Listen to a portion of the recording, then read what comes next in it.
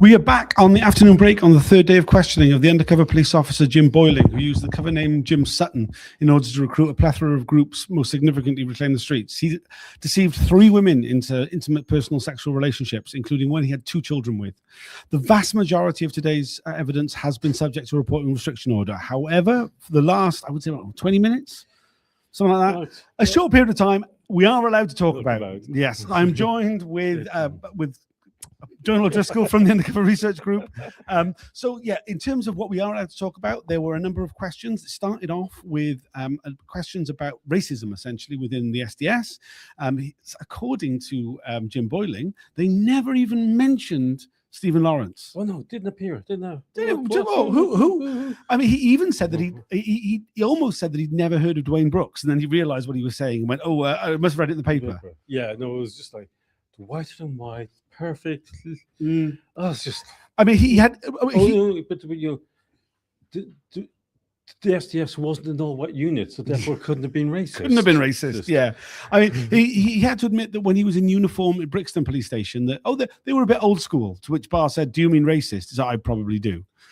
That's one of the most famously racist police stations in the country, not just London. It's like, Brixton, how many people have died there so far? Yeah, and he worked there for 8 years before he joined Special Branch. Like, an interesting question is, who died on his watch? Yeah, quite absolutely. What racism did he perpetuate when he was in that situation? He was also asked. When he was answering these questions about racism, he could not disguise his contempt for the process. He got quite angry.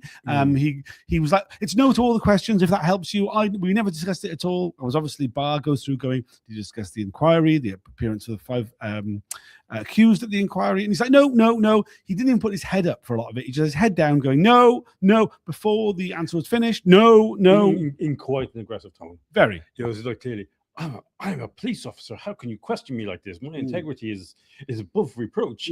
Yeah, literally. I mean, that was entirely the attitude. We then got on. There was questions then about sexism. Well, did anybody in the SDS talk about women? No. Never talked about women. Never. There was women in the unit as well. It can't be sexist. So I worked with women. Yeah, worked with women. There was no sexism ever. No sexist attitudes. I mean, he actually said they didn't even talk about women at all, which is like, bruh. We're the 1990s. Yeah. We're not that stupid. But also, like, bro, we never got a copy of The Sun. Dude, we talk about women. We don't talk about them in a disgusting way. I hope we don't. But like, we don't. But people talk about women, man. Like saying, like, "Oh, did you ever talk about women?" Well, yeah, of course, because they're half the world. So you talk about them. But he's clearly lying because he was talking about women with Mark Jenner. Yes, he was talking about women with Mark Jenner. So he was asked about his friendship with Mark Jenner, the fact they were recruited at the same time, the fact they were both aware of each other's sexual relationships whilst deployed undercover. But he was very dismissive about that. He was asked, did you ever discuss ending those relationships? No. Did you ever give him advice? No. Same with HM1, cover name Matt Rayner, whose real name we're still not allowed to say. Again, he claims that none of the conversations were anything of any detail. He was just aware. He doesn't remember being told. He just became aware. But these are the elite officers of the Metropolitan, Special Branch is the elite. SDS is the elite of the elite. It's like you're trained officers to observe and know to report on everything. My God, you must have gone straight into those SDS meetings and gone promptly deaf. It just doesn't. This butter wouldn't melt in your mouth thing. Just doesn't cut. I mean, he was also asked quite specifically about the way in which the SDS meetings operated. It was about the fact there was a plenary where you heard what other officers were doing. He was shown a report of a protest that was a few months ahead that there was a preliminary report about. He says, "Is this the sort of thing you'd be aware of from going to those meetings?" "Oh, yes." And then it was like, were you aware that Peter Francis was infiltrating campaigns for racial justice? No, nothing about that. I didn't listen to that. Didn't listen to that. Didn't really care about my fellow officers. This is a unit that prides itself on its camaraderie and closeness and has all these events together. They didn't really give a shit about each other. No. So H81, a cover named Dave Hagan. He was like, "Oh, he came after me. Like just after him. They were deployed at the same time.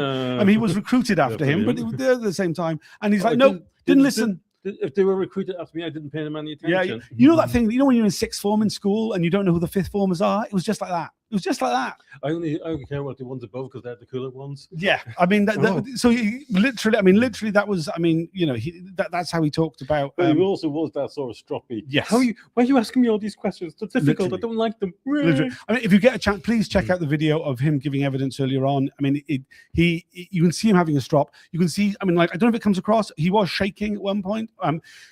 He was read the apology that the Met Police gave at the start of Tranche 2. He was livid with that. He even said, "I'm bitter." He said it was a cowardly. He doesn't agree with it. He thinks it's a cowardly statement. It's the Met Police trying to get out of their responsibility. He lays all the responsibility for the 3 deceptive relationships that he engaged in at the grounds of the Met Police. Though he says, "Oh, we're all responsible for our own actions," but it's their fault. But they didn't give you enough guidance. Yeah. Yes. Oh, poor me. It's like I didn't ask for anything because that would have been inconvenient. But I didn't ask for anything. I just went, put my hands in my ears and went do la la la and on what I wanted to do. It's just like, and you will see this. The managers, but we trusted our undercovers. They were, intelligent grown men in special branch. It's just like, everybody else is to blame. Nobody wants to take responsibility. And fair play. And you often hear me say this, but at least somebody they met wrote an apology because, it's quite. I mean, they signed off on an apology. Let's be realistic. They signed off on an apology, but that is more than this law of. I mean, if we were to take the evidence of Jim Boyling at face value, the thing that you would come away with is the impression that he definitely didn't do anything wrong. It definitely wasn't his fault. Yeah. I mean, it was definitely everybody else's fault. Definitely. Yeah, he's just a poor little humble policeman who didn't get any of the promotions they wanted because they didn't want to touch him. It's quite clear that other officers saw him as a bit of a liability. And, he's part of this little coterie around Bob Lambert. They ruled the roost or thought they ruled the roost for ages. And then suddenly all that slips away from them. And, the bitterness isn't just now. It's just like they were never given the credence for this terrible hard work of drinking and shagging that they got to do for 5 years. They deserved their commendations. Yeah. He was asked about the ongoing conversations he's having with former SDS officers about the inquiry. And he was like, we do talk about it, but it's just about mental health. It's just about mental health. Nothing about the content of the inquiry, nothing about what you should say, nothing about what's being said, just about their mental health. Yeah, subtext, the mental health of how to deal with all this lying to ourselves. Because you clearly, you have to be what take away. It's like, here's a guy who's quite happy to lie constantly to himself if it gets him through the day. He's got no empathy, no emotional capacity, no emotional awareness. It's just like, what do I need to convince myself I'm the good guy? Several times he's referred to himself as the bad guy. Yes, nobody thinks himself as a bad guy. I mean, we do. Yeah, we definitely do. As I've said, majority of today we can't talk about. It's only a short break because we are now waiting to see for what the rule 10 questions are going to be. Some of that will be enclosed, but hopefully the majority of it, lots of the areas of it's so hard to do this without breaking a restriction order because I can't say what the restriction order is a restriction on. Anyway, there will be further questions for him, some of which will be open. So we'll go and react to that. I've just become very aware that there's nobody else in this room anymore. And normally there's loads of lawyers buzzing around. So they may have already started. Anything else you'd like to add? No, I think that. Okay, we'll do another video when we've heard the further questions. And thanks for joining. See you all again in a bit. Oh, please like, share, subscribe, blah, blah, blah.